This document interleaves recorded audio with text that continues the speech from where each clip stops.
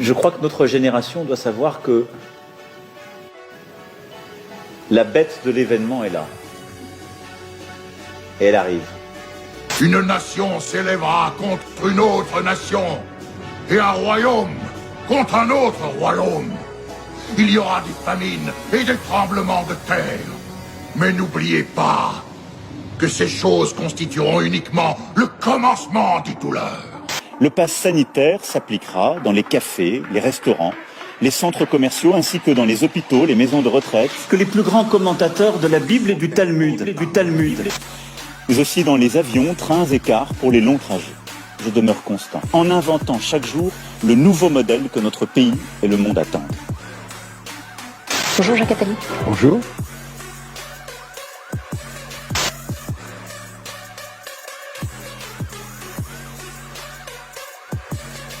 Du Talmud.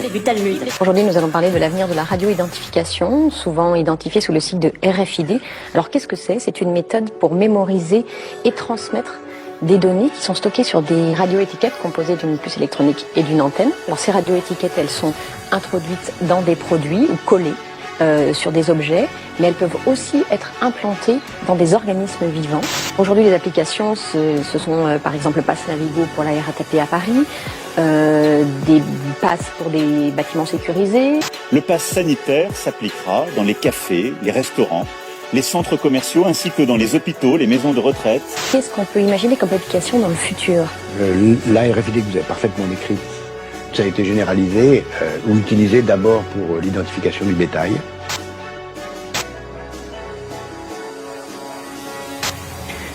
C'est évident que l'essentiel des utilisations de cette technologie, au départ, porte sur la traçabilité, soit des objets, soit des personnes.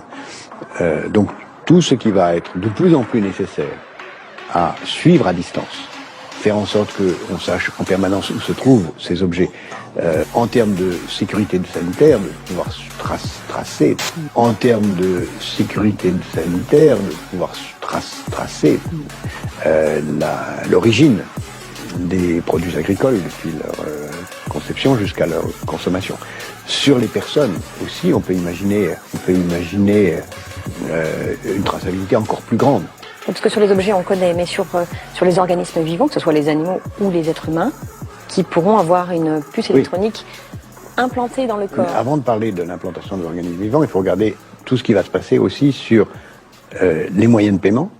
Bientôt, on va pouvoir avoir dans les grands magasins des caddies intelligents qui vont, lorsque vous passez devant un rayon, vous montrer sur un écran de télévision, grâce à des RFID, l'historique et le détail, avec la publicité nécessaire, des produits devant lesquels vous passez. Ensuite, vous le mettez dans votre caddie et vous sortez du magasin sans payer, puisqu'on aura sur soi une carte RFID qui va vous identifier votre compte bancaire. On aura sur soi une carte RFID qui va vous identifier votre compte bancaire. On paiera, mais sans s'arrêter à la caisse, au moment de télécharger. On pourrait même aller plus loin, parce que simultanément, on pourrait imaginer, on fera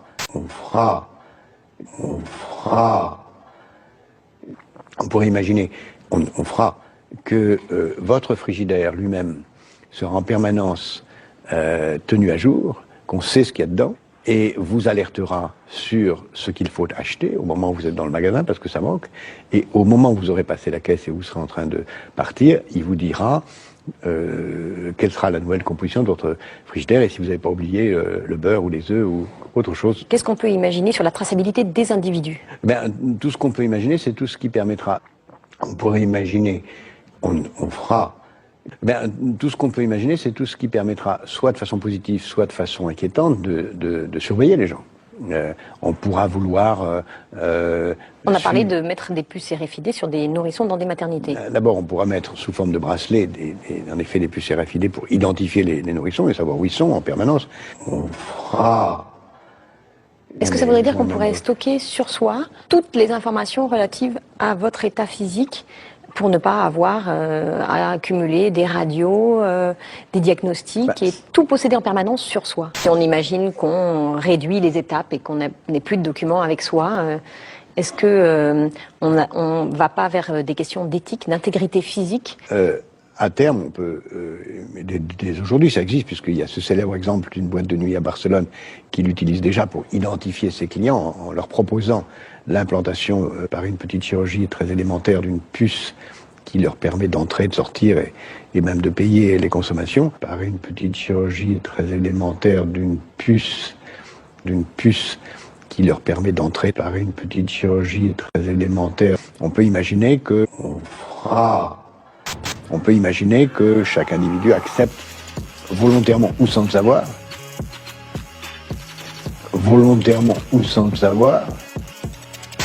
une puce en lui qui contiendrait toute une série d'informations sur lui.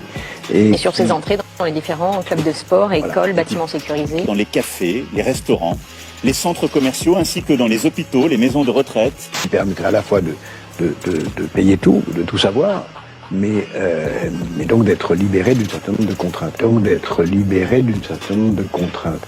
Pour aller plus loin sur la traçabilité, est-ce qu'on pourrait imaginer une traçabilité universelle à travers tous les pays du monde? Parce qu'on imagine que les gens vont se déplacer et que si on se fait poser une étiquette intelligente sur soi ou qu'on a des documents qui stockent des données, passant d'un pays à l'autre, on voudra avoir une traçabilité universelle. En fait, la RFID est une étape d'une évolution beaucoup plus vaste qu'on appelle Internet des objets, où les objets vont avoir aussi une adresse Internet qui vont permettre de communiquer avec d'autres et elles vont pouvoir recevoir des ordres. Par exemple, on pourra envoyer un message Internet à son frigidaire pour lui poser des questions. Ils vont pouvoir recevoir des ordres. On pourra à distance savoir si les portes de sa maison sont ouvertes, si les volets sont fermés. On pourra recevoir des ordres. Le vrai luxe de demain, ce sera d'être isolable, de pouvoir s'isoler. Et la vraie liberté, ce ne sera pas d'être relié aux autres pour leur communiquer, qui est évidemment nécessaire, mais ça a le droit de ne pas être branché. Par une petite chirurgie très élémentaire d'une puce, la vraie liberté, ce ne sera pas d'être relié aux autres. Est-ce qu'on pourrait imaginer un détournement de cette radio-identification vers des objectifs moins bienveillants que nous protéger ou nous surveiller de façon utile? Il y en a 1000 façons d'imaginer. Il y aura toute une série. On le voit déjà, ce qui se passe sur les animaux, par exemple, qui est très révélateur, la traçabilité des animaux. Mais on peut imaginer aussi qu'on le mette sur les personnes. Mais on peut imaginer aussi qu'on le mette sur les personnes pour tracer l'immigration volontaire. Il y a 1000 et une bonnes Mais ça, c'est la raisons. société qui voudra Oui, aller vers ça. Est-ce que des personnes malveillantes pourraient récupérer la technologie On peut imaginer 1000 de la RFID 1000 sujets de romans qui viendront à terme et qui seront en effet extrêmement dangereux, mais pas la peine de donner des idées de ce genre.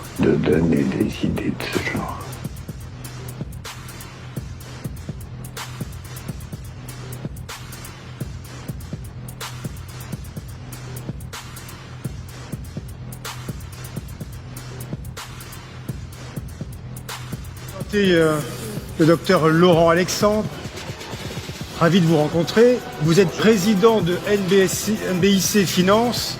Installez-vous, allez-y, bougez. Et nous allons évoquer avec vous quelque chose d'assez mystérieux que vous allez nous faire découvrir, c'est l'homme augmenté. Ah, de quoi s'agit-il? Vous allez nous citer ça en 2 mots, allez. Eh bien, l'homme augmenté, c'est l'utilisation des nanobiotechnologies, des sciences du cerveau, pour augmenter les capacités humaines. Alors il y a un versant sur le corps,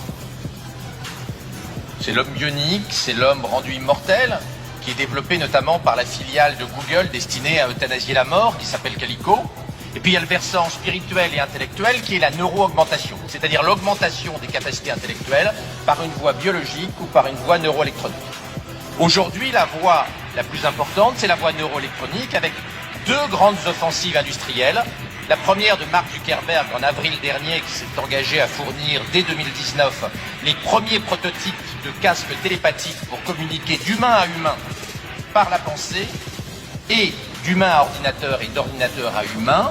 Et Mark Zuckerberg, le propriétaire de Facebook, s'est engagé à ce que le débit soit 5 fois plus élevé que le débit de communication humaine traditionnelle. Et puis la deuxième voie, qui est un petit peu plus transgressive, un petit peu plus bouleversante pour les judéo-chrétiens traditionnels que nous sommes, c'est la voie d'Elon Musk avec sa société Neuralink, qui est en train de développer une gamme de microprocesseurs miniatures destinés à s'enrouler autour de nos 86 milliards de neurones pour augmenter notre mémoire et notre quotient intellectuel, de manière, explique-t-il, à nous permettre de lutter contre l'hégémonie de l'intelligence artificielle dans les décennies qui viennent.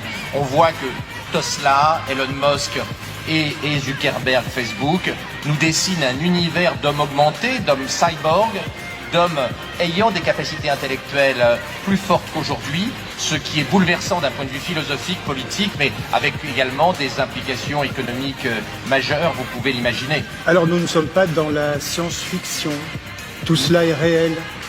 Il ne s'agit pas de science-fiction, il s'agit de business model. Et il s'agit de business model de gens qui ont des moyens illimités, qui ont les meilleurs technologues au monde, les meilleurs informaticiens, les meilleurs spécialistes du cerveau.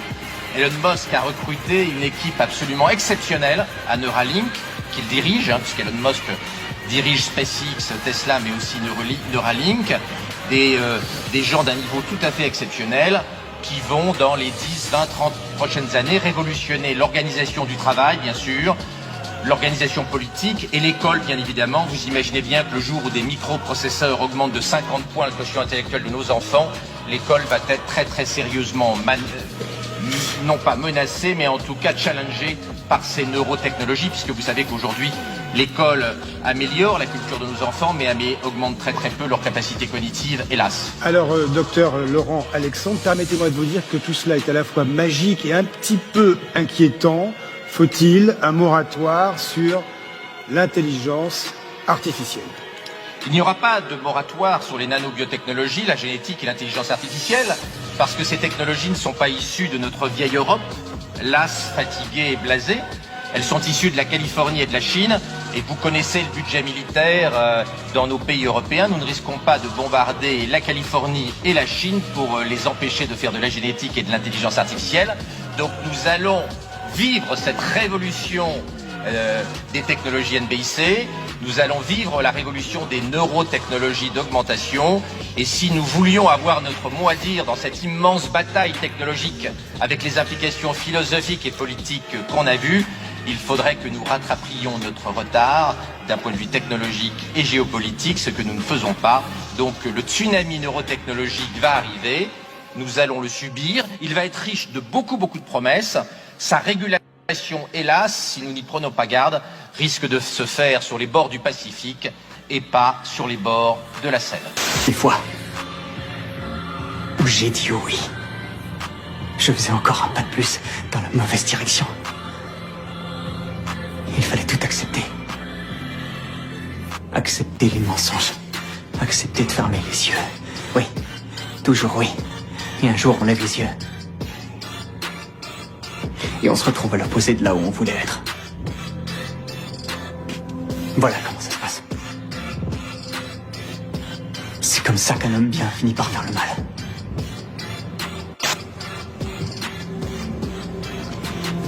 Et que le mal finit par gagner. Ok.